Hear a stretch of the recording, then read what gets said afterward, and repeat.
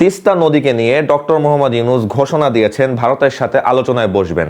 তিস্তাকে ঘিরে ভারত বাংলাদেশের কয়েক যুগের বিরোধের অবসান কি হবে এবার? এই নদীকে ঘিরে ভারত বাংলাদেশ চায়নার বিরোধের জায়গাটা কোথায়? এমন কি আছে তিস্তাতে যেটার জন্য তিন দেশের স্বার্থই জড়িত? এবং তিস্তাকে ঘিরে যে প্রকল্প করার পরিকল্পনা করা হয়েছে সেটা আসলেই কতটুকু যৌক্তিক? এই সব কিছুকে ঢেলে সাজিয়েছে আজকের এই ভিডিওতে।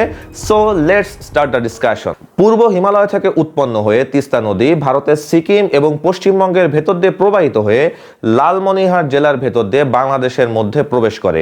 ভারত অংশে এটির দৈর্ঘ্য প্রায় ৩০৫ কিলোমিটার এবং বাংলাদেশ অংশে এটির দৈর্ঘ্য প্রায় ১০৯ কিলোমিটার। এই তিস্তা নদীর পানি শেয়ার নিয়ে বাংলাদেশ ভারতের মধ্যে বেশ কয়েকবার চুক্তি হওয়ার উদ্যোগ গ্রহণ করা হলেও এখনো সেটা বাস্তবের মুখ দেখেনি। সর্বশেষ ২০১১ সালে দুই দেশ একমত হয় যে বাংলাদেশকে তিস্তার ৩৭.৫% পানি দেয়া হবে, কিন্তু এখন পর্যন্ত এটি কার্যকর হয়নি। ভারতের দাবি তাদের সেন্ট্রাল গভর্নমেন্ট এই চুক্তি করতে চাইলেও পশ্চিমবঙ্গ সরকারের আপত্তির কারণে তারা এই চুক্তি করতে পারছে না। আবার তিস্তা নদীর ভারত অংশে পশ্চিমবঙ্গের কৃষিকাজের জন্য গজলডোবা ব্যারেজ নির্মাণ করে এবং সেখান থেকে চ্যানেল কেটে অধিকাংশ পানি পশ্চিমবঙ্গের দিকে নিয়ে যাওয়া হচ্ছে। ফলে শুকনো মৌসুমে বাংলাদেশ অংশে পানির তেমন কোনো প্রবাহই থাকছে না। তিস্তা নদীর উপরে ভারত অংশে গজলডোবা ব্যারেজ নির্মাণের পর থেকে বাংলাদেশ অংশে পানির প্রবাহ সর্বনিম্ন ২০০ কিউবিক মিটার পার সেকেন্ড থেকে নেমে ৪০ কিউবিক মিটার পার সেকেন্ডে নেমে এসেছে। শুধু তাই নয়, তিস্তা নদীর পানিকে বিভিন্ন দিকে নিয়ে যাওয়ার জন্য ভারতের কেন্দ্রীয় সরকার প্রায় ২০টির মতো অবকাঠামো তিস্তা নদী এবং তার উপনদীর উপরে নির্মাণ করছে, যেগুলো ভবিষ্যতে বাংলাদেশ অংশে তিস্তার পানি প্রবাহকে প্রায় শূন্যের কোঠায় নামিয়ে নিয়ে আসতে ভূমিকা পালন করবে। তাই অনেক বিশেষজ্ঞের ধারণা ভারতের কেন্দ্রীয় সরকার এই ক্ষেত্রে পশ্চিমবঙ্গ সরকারের উপরে দোষ চাপিয়ে দিয়ে তিস্তার পানিকে নিজেদের মতো করেই ব্যবহার করছে, অর্থাৎ পশ্চিমবঙ্গ সরকারকে বলির পাঠা হিসাবে ব্যবহার করছে। আবার নদী ব্যবস্থাপনার ক্ষেত্রে চায়না বিশ্বের রোল মডেল। বাংলাদেশ এর আগে চীনকে অনুরোধ করে তিস্তা নদীতে এবং বিভিন্ন প্রজেক্ট গ্রহণ করে বন্যা ও খরার অভিশাপ থেকে মুক্তি পেয়ে উন্নয়ন সাধন করা সম্ভব কিনা। চায়না এরপর নিজের খরচে ২০১৯ সালের দিকে তিস্তা প্রকল্প নিয়ে ফিজিবিলিটি স্টাডি করে এবং এই প্রকল্প গ্রহণ করার জন্য বাংলাদেশকে লোন দিতেও সম্মতি হয়। কিন্তু কি ছিল প্রস্তাবিত এই প্রকল্পে, চলুন দেখে আসি। তিস্তার বাংলাদেশ অংশে ১১৫ কিলোমিটার দীর্ঘ পথে নদীর পানির গভীরতা ড্রেজিং করে ৫ মিটার থেকে বাড়িয়ে ১০ মিটার পর্যন্ত বৃদ্ধি করা হবে, যাতে ভারত তার গজলডোবা বাঁধ খুলে দিলেও পানির অতিরিক্ত ফ্লো তিস্তা নদী ধারণ করতে পারে এবং বন্যা সৃষ্টি না হয়। এবং গভীরতা বাড়িয়ে এখানে পোর্ট এবং জেটি নির্মাণ করা হবে, যাতে বড় বড় জাহাজ এখানে চলাচল করতে পারে। সাথে সাথে নদীর অ্যাভারেজ প্রস্থ ৩ কিলোমিটার থেকে কমিয়ে 0.816 কিলোমিটার করা হবে। এতে করে ১৭১ কিলোমিটার স্কয়ার জমি পুনরুদ্ধার হবে এবং সেখানে নগরায়ন করা যাবে এবং এই বিস্তৃত এলাকা জুড়ে বসানো হবে সোলার পাওয়ার প্রজেক্ট এবং কৃষিক্ষেত্রে করা হবে ব্যাপক ডেভেলপমেন্ট। একই সাথে বিভিন্ন জায়গায় এমনভাবে বাঁধ নির্মাণ করা হবে যাতে বাঁধের ওপর দিয়ে নদীর দুই পাশকে কানেক্ট করার জন্য রোডও নির্মাণ করা যায়। কিন্তু সমস্যা শুরু এখান থেকেই। ভারত সরকার তখন থেকেই বাংলাদেশ সরকারকে চাপ দিতে থাকে যাতে বাংলাদেশ সরকার চায়নার সাথে এই প্রজেক্ট বাতিল করে। প্রাক্তন বাংলাদেশ সরকারের সর্বশেষ ভারত সফরে এই প্রজেক্ট ভারতের সহযোগিতা নিয়ে করার ব্যাপারে গণমাধ্যমের কাছে স্বীকারোক্তি আসে।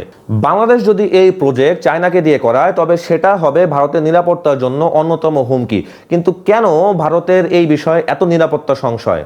আমি আমার লাস্ট ভিডিওতে দেখিয়েছিলাম শিলিগুড়ি করিডোর বা চিকেন নেক ভারতের নিরাপত্তার জন্য এবং তার উত্তর পূর্বাঞ্চলের রাজ্যগুলোর সাথে যোগাযোগ রক্ষা করার জন্য কতটা গুরুত্বপূর্ণ। তিস্তা নদী বাংলাদেশের লালমনিরহাট জেলা দিয়ে প্রবেশ করার কারণে তিস্তা নদীতে যদি এই প্রকল্প গ্রহণ করা হয় তবে লালমনিরহাট জেলা থেকেই এই প্রকল্প গ্রহণ করা হবে।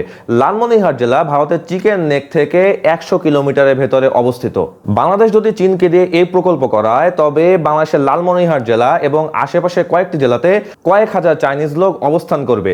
ভারতের দাবি চিকেন নেকের কাছাকাছি এত চাইনিজ লোকের অবস্থান চিকেন নেকের নিরাপত্তার ব্যাপারে বড় হুমকির কারণ তখন চিকেন নেকের ওপরে চাইনিজ গুপ্ত হামলার সম্ভাবনা অনেক বেড়ে যাবে এবং ভারত সীমান্তকে বিশেষ করে চিকেন নেককে উত্তেজনার মুখে রাখবে, যেটা হবে সমগ্র ভারতের নিরাপত্তার জন্য হুমকি এবং সার্বভৌমত্বের জন্য চরম ক্ষতি। এখানে বাংলাদেশের একটি শক্ত পররাষ্ট্র নীতি গ্রহণ করার সুযোগ রয়েছে, আর সেটি সেটি হলো তিস্তা প্রকল্পটি চায়নাকে দিয়ে করার ব্যাপারে পদক্ষেপ নেওয়া। এতে করে বাংলাদেশের লাভ হবে দুটি। প্রথমত, ইন্টারিম গভর্নমেন্ট ক্ষমতায় আসার পরে স্বাভাবিকভাবেই চায়নার সন্দেহ বাংলাদেশ ইউএসের দিকে বেশি ঝুঁকে যাচ্ছে। চায়নাকে প্রকল্পটি দেওয়া হলে চায়নার সাথে বাংলাদেশের সম্পর্ক কিছুটা স্বাভাবিক হবে, কারণ তখন চায়না বুঝবে বাংলাদেশ ইউএসের সাথে সম্পর্ক চায়নাকে দূরে ঠেলে দিয়ে করছে না। দ্বিতীয়ত, বাংলাদেশ ইন্ডিয়া পানি শেয়ারিং এর ক্ষেত্রে ইন্ডিয়ার সাথে বাংলাদেশের নেগোসিয়েশনের সুযোগ তৈরি হবে। বাংলাদেশ যদি ভারতকে এই ইঙ্গিত দেয় যে ভারত বাংলাদেশ 54টি অভিন্ন নদীর পানি শেয়ারের ক্ষেত্রে বাংলাদেশকে যদি পানির সঠিক হিস্সা বুঝিয়ে দেওয়া না হয়, বা ভারত যদি তার ইচ্ছা মতো তার অংশে বাঁধ তৈরি করে বা বাঁধ বন্ধ করে দেয়, বা তার ইচ্ছা মতো বাঁধ খুলে দেয়, অথবা চ্যানেল কেটে পানির অনিয়ন্ত্রিত ব্যবহার করে, তাহলে বাংলাদেশ চায়নাকে দিয়ে তিস্তা প্রকল্প করানোর ব্যাপারে পুনরায় চিন্তা করবে। এক্ষেত্রে একটা বিষয় ভাবা দরকার, বাংলাদেশের অনেক বিশেষজ্ঞরা মনে করছেন যে তিস্তা নদীর এই প্রকল্প চায়নাকে দিয়ে করানো হলে সেটা ভারতের জন্য কোনো নিরাপত্তা হুমকি না, কারণ এই নদীর প্রকল্পটি ভারত বাংলাদেশ বর্ডার থেকে অনেক দূরে করা হবে, আর সেইখানে চাইনিজ ইঞ্জিনিয়ার্সরা অবস্থান করবে, কোনো চাইনিজ সামরিক বাহিনীর লোক সেখানে থাকবে না। চিকেন নেককে ঘিরে আছে ইন্ডিয়ার স্ট্রং সিকিউরিটি সিস্টেম। চায়না যদি ইন্ডিয়ার সাথে মুখোমুখি হতেই চায়, তবে তারা চুম্বি ভ্যালি থেকে চিকেন নেকের উপরে আক্রমণ করতে পারে, এটা আমি আমার লাস্ট ভিডিওতে ব্যাখ্যা করেছি। তাহলে ভারত কেন চায় না এই প্রকল্পটি চায়নাকে দিয়ে করানো হোক? বাংলাদেশের অনেক বিশেষজ্ঞ মনে করছেন এর মূল কারণ হলো অর্থনীতি। ভারতের জন্য বাংলাদেশ সবসময় বিশাল বিনিয়োগ এবং ব্যাপক অর্থনৈতিক কর্মকাণ্ডের ক্ষেত্র। তাই ভারত সবসময় চায় বাংলাদেশের সাথে যাতে তাদের বিনিয়োগ বৃদ্ধি পায় এবং বাংলাদেশের সাথে তাদের অর্থনৈতিক কর্মকাণ্ড আরো বৃদ্ধি পায়। আবার ভারত এটাও চায় বাংলাদেশের সাথে চায়নার বাণিজ্য যাতে এতটাও প্রকট না হয় যাতে বাংলাদেশ চায়নার দিকে বেশি ঝুঁকে যায়। এক্ষেত্রে চায়না অলরেডি বলেছে তারা তিস্তা প্রকল্প নিয়ে ভারতের সাথে একসাথে কাজ করতে রাজি।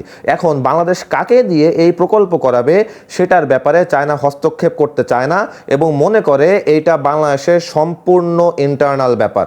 যেই তিস্তা প্রকল্পকে নিয়ে এত জল্পনা কল্পনা, সেই প্রকল্পের কাজ যদি শুরু করা হয় তাহলে সেটি বন্যা নিয়ন্ত্রণের ক্ষেত্রে কতটুকু কার্যকরী হবে চলুন দেখে আসি। প্রস্তাবিত তিস্তা প্রকল্পে তিস্তা নদীর গভীরতা দ্বিগুণ করা হলেও প্রস্থ কমিয়ে 4 ভাগের 1 ভাগ করা হবে। এতে করে তিস্তার ক্রস সেকশন বা ক্ষেত্রফল অর্ধেকে নেমে আসবে। এর ফলে তিস্তার নদী ভাঙন আগের তুলনায় বেড়ে যাবে এবং নদীর পাশে যে বাঁধ নির্মাণ করা হবে সেটিও না টেকার সম্ভাবনাই বেশি। এছাড়া প্রতি বছর প্রায় 50 মিলিয়ন টন পলি পানির সাথে প্রবাহিত হবে এবং সেগুলো তিস্তা নদীর তলায় জমা হয়ে তার গভীরতাকে কমাতে থাকবে। এর ফলে গভীরতা দ্বিগুণ করা হলেও সেটি খুব দ্রুত পলি দ্বারা ভরাট হয়ে আগের অবস্থায় ফিরে যাবে এবং প্রস্থ কমানোর ফলে নদী ভাঙন আরো ড্রাস্টিক্যালি বেড়ে যাবে। আবার বাংলাদেশের বর্তমানে ভঙ্গুর অর্থনৈতিক অবস্থায় এই তিস্তা প্রকল্প করতে গিয়ে যদি ফরেন লোন নিতে হয় তবে সেটা হবে বাংলাদেশের সামগ্রিক অর্থনৈতিক ক্ষেত্রে চরম ক্ষতির কারণ। তাই আলটিমেটলি প্রস্তাবিত তিস্তা প্রকল্প বন্যার ক্ষেত্রে কোনো স্থায়ী সমাধান নিয়ে আসতে পারবে না। যদি বন্যার ক্ষেত্রে স্থায়ী সমাধান নিয়ে আসতে হয় তবে প্রস্তাবগুলোকে আগের চেয়ে পরিবর্তন করে ঢেলে সাজাতে হবে এবং প্রস্তাবগুলোকে এমনভাবে সাজাতে হবে যেন অতিরিক্ত পানির ফ্লো তিস্তা নদী ধারণ করতে পারে। আর ফরেন লোন না নিয়ে দেশের অর্থনীতি আরো একটু স্টেবল হলে দেশের টাকাতেই এই তিস্তা প্রকল্প করার ব্যাপারে উদ্যোগ গ্রহণ করতে হবে। তিস্তা প্রকল্পকে ঘিরে চিকেন নেকের যে নিরাপত্তার অভাব সেটা বুঝতে হলে চিকেন নেকে জিও স্ট্র্যাটেজিক্যাল ইম্পর্টেন্স জানতে হবে। আর আমি আমার লাস্ট ভিডিওতে চিকেন নেকে জিও স্ট্র্যাটেজিক্যাল ইম্পর্টেন্স সম্পর্কে ব্যাখ্যা দিয়েছি। পাশের ভিডিওটি থেকে আপনারা চিকেন নেকে জিও স্ট্র্যাটেজিক্যাল ইম্পর্টেন্স সম্পর্কে জেনে আসতে পারেন। ভিডিওটি ভালো লেগে থাকলে অবশ্যই সাবস্ক্রাইব করুন এবং বাংলাদেশ ভারত সম্পর্কিত আরো নতুন নতুন তথ্য জানতে আমার সাথেই থাকুন। ধন্যবাদ সবাইকে।